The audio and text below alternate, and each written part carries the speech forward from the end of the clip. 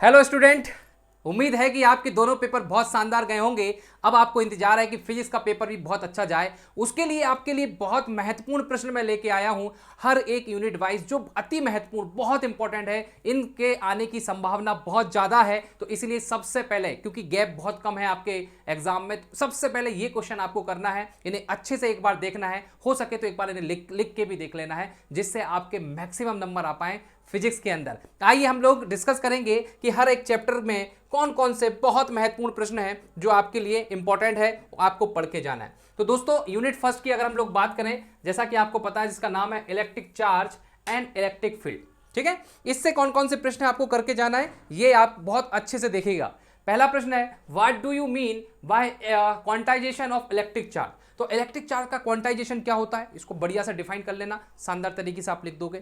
इसके बाद देखिए गॉस थ्योरम। गॉस थ्योरम बहुत इंपॉर्टेंट है, आपको गॉस थ्योरम बहुत अच्छे से करके जाना है। इसके बाद two electric lines force never intersect each other. अब ये याद रखिएगा दोस्तों, इलेक्ट्रिक लाइंस पूछा जाए चाहे मैग्नेटिक लाइंस, अगला जब मैग्नेटिक वाले चैप्टर में जाएंगे तो मैग्नेटिक लाइन से भी ये क्वेश्चन पूछा जाता है। तो क्या है, two electric lines of force never intersect each other. Why, क्यों एक दूसरे को काटती नहीं है, ये क्वेश्चन आपको करके जाना है। इसके बाद बात करें state Coulomb's inverse square law.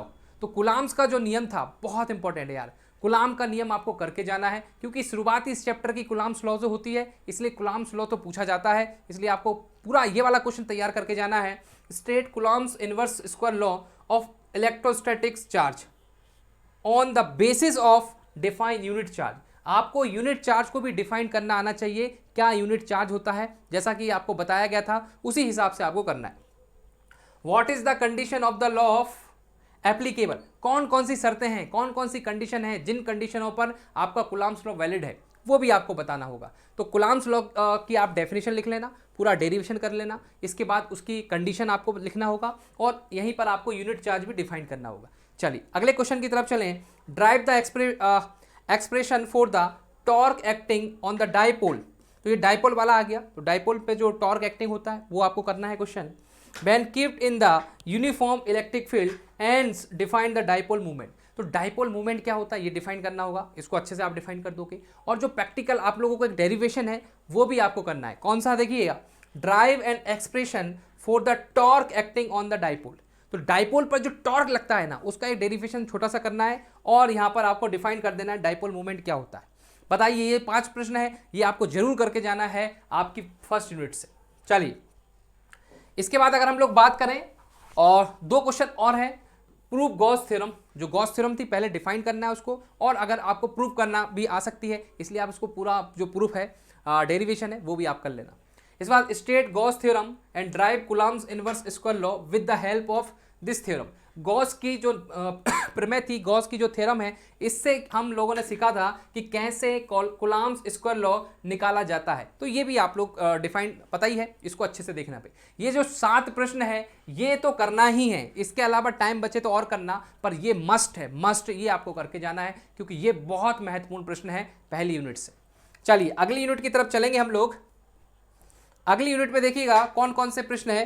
तो यहाँ पे देखिएगा यूनिट फर्स्ट का जो सेकंड चैप्टर है, electrostatic and potential and capacitance, यहाँ से कौन कौन से प्रश्न आपको करके जाना है तैयार। देखिए, equi potential surface does not intersect each other. जैसे वहाँ पर हमने देखा था जो इलेक्ट्रिक लाइंस होती है वो एक दूसरे को नहीं काटती, तो यहाँ पर प्रश्न पूछा गया है इक्वी पोटेंशियल जो सरफेस है वो नेवर इंटरसेक्ट ईच अदर। तो ये भी आपको अच्छे से डिफाइन करना आना चाहिए। The potential at any point inside the hollow conductor. तो जो होलो कंडक्टर वाला है ना, होलो कंडक्टर जो है ये वाला आप same why, the potential at any point inside the hollow conductor remain same why. ये आपको बताना है कि होलो कंडक्टर के अंदर हर जगह जो सेम रहता है, ठीक है, पोटेंशियल सेम रहता है, क्यों, वाई डिफाइन करना है आपको। What is mean by capacity of conductor, give its unit.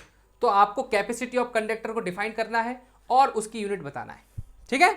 इसके बाद देखिए define equi potential surface, right the properties. तो आपको डिफाइन करना है इक्वी पोटेंशियल सरफेस क्या होती है। देखो यहाँ पर इक्वी पोटेंशियल सरफेस का क्या पूछ लिया, नेवर इंटरसेक्ट, और यहाँ पर डिफाइन, तो ये बहुत इंपॉर्टेंट है। तो डिफाइन करना भी आना चाहिए और उसकी प्रॉपर्टी है, ये प्रॉपर्टी भी पता होना चाहिए। Prove that the potential at the point on the neutral axis of dipole zero. अब आपको ये बताना है, ये वाला प्रूव करना है, पोटेंशियल जो होता है न्यूट्रल जो एक्सेस होता है उस पर डाइपोल इज जीरो। ठीक है, ये आपको पता होना चाहिए।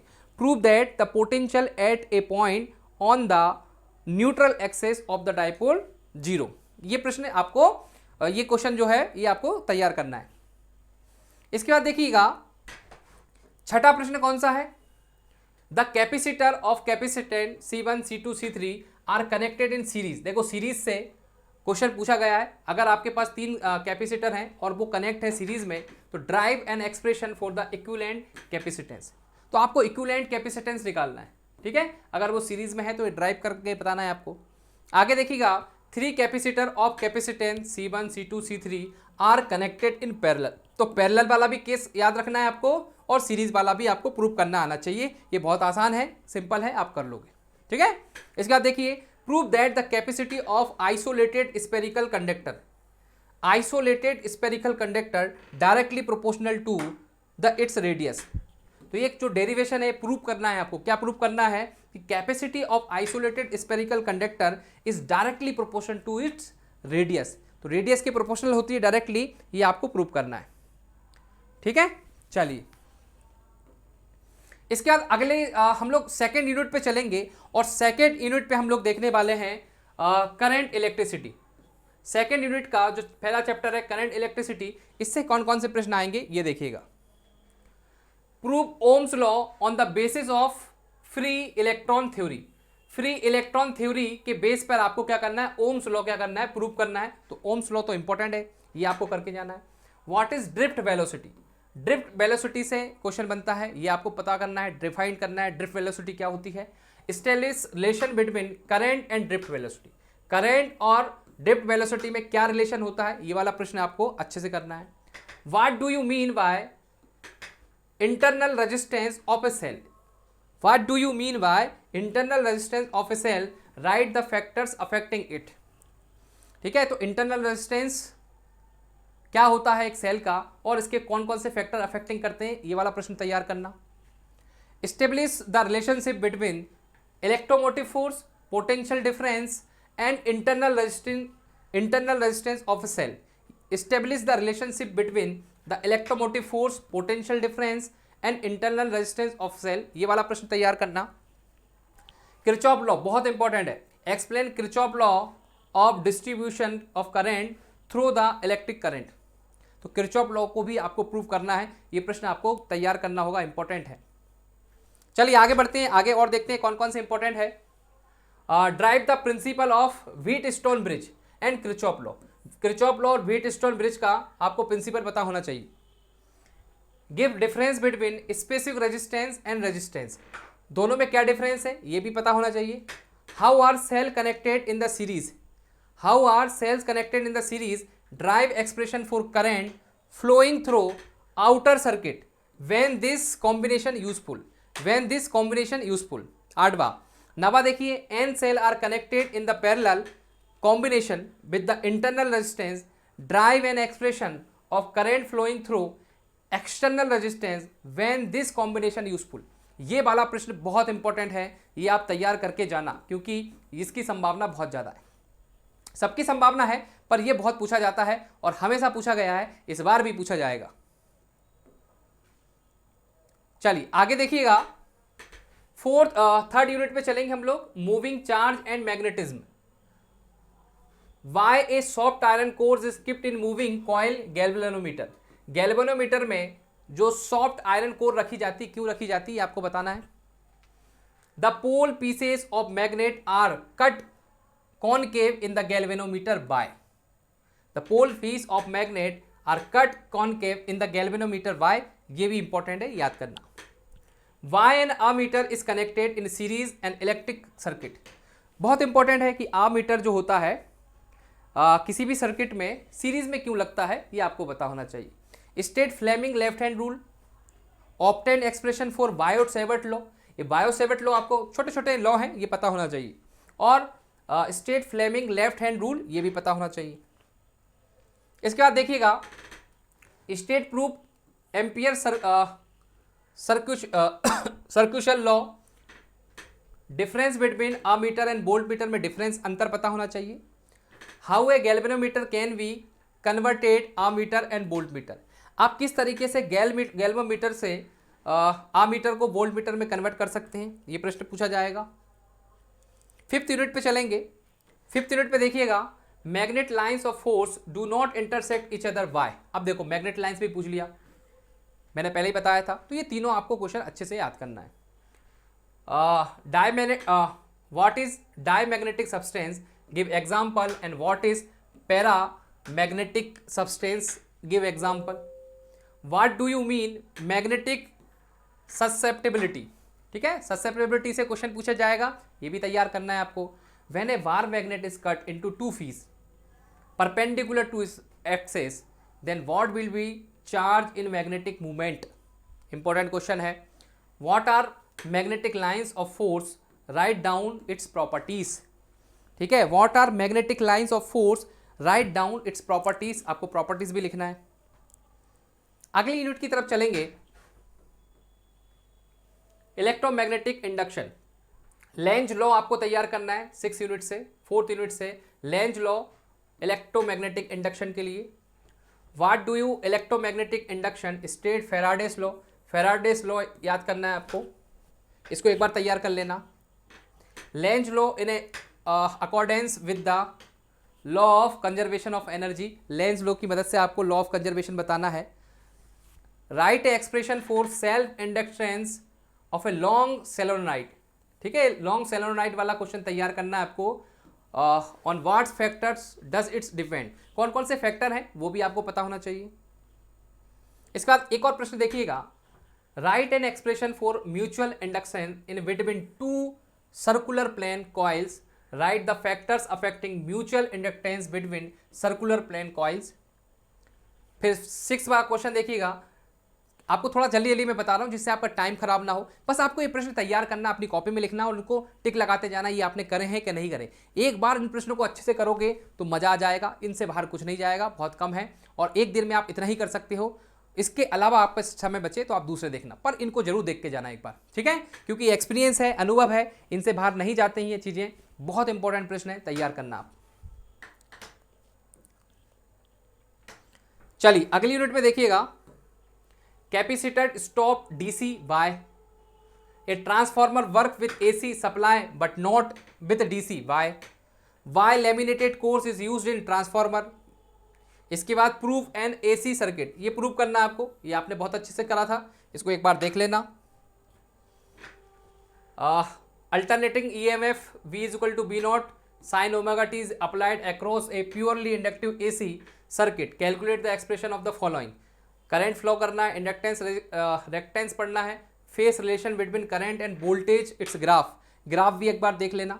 Describe a transformer under the following hands, ठीक है, ट्रांसफार्मर को किस किस चीज़ें बताना है, काइंड ऑफ ट्रांसफार्मर, ट्रांसफार्मर कितने प्रकार के होते हैं, लेवल डायग्राम बताना है, प्रिंसिपल बताना है, एनी टू एप्लीकेशन बताना है, ट्रांसफार्मर के एप्लीकेशन क्या होते हैं। चलिए, what are condition of total internal reflection, 6 unit पे चलेंगे, ray optics and optical instrument में। Condition of total internal reflection, if a concave mirror convex lens are dipped in water, what will be the changes in their focal length, focal length में क्या difference आएगा अगर किसी mirror को आप convex को पानी में डाल देते हैं तो।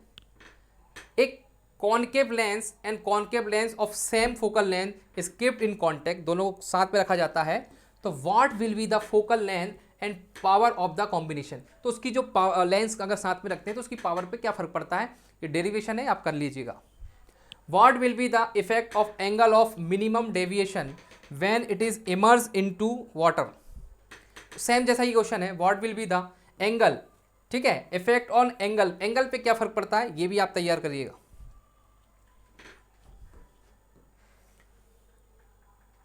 Compound microscope by focal length of object should be less than that of I piece.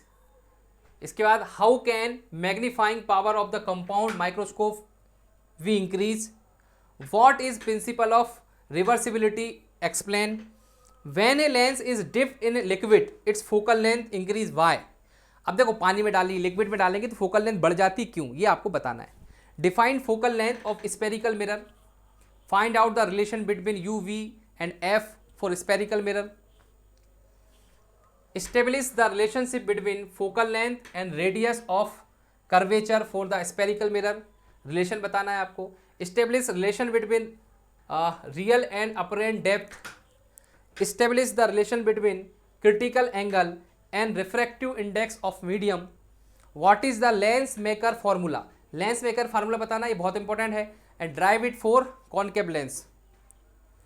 ये देखिए, ये फार्मूला आपको प्रूव करना आना चाहिए. 1/f is equal to 1v 1/v minus 1/u. showing the relation between and vf for convex lens. draw ray diagram for refraction through a prism and establish a relationship between refractive index of material of prism, angle of prism and angle of minimum deviation. what are the difference between primary and secondary rainbow. तो rainbow जो होता है, इंद्रधनुष होता है, उसमें क्या difference होता है पता कर लीजिएगा आप.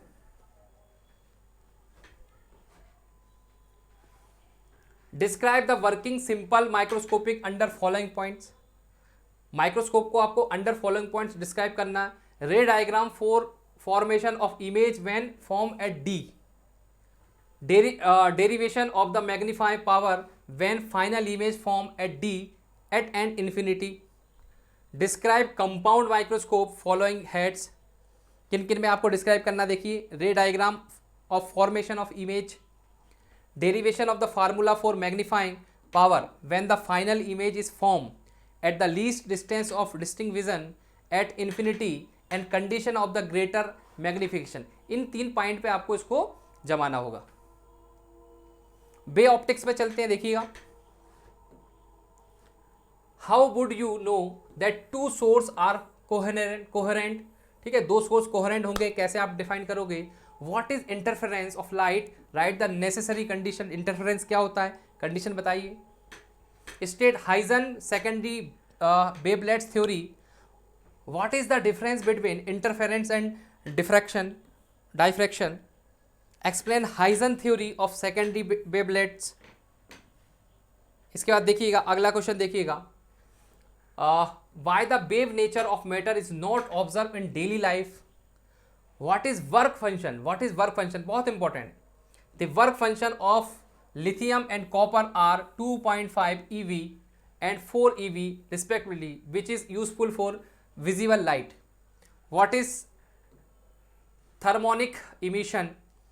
What is photoelectric effect? Drive Einstein formula.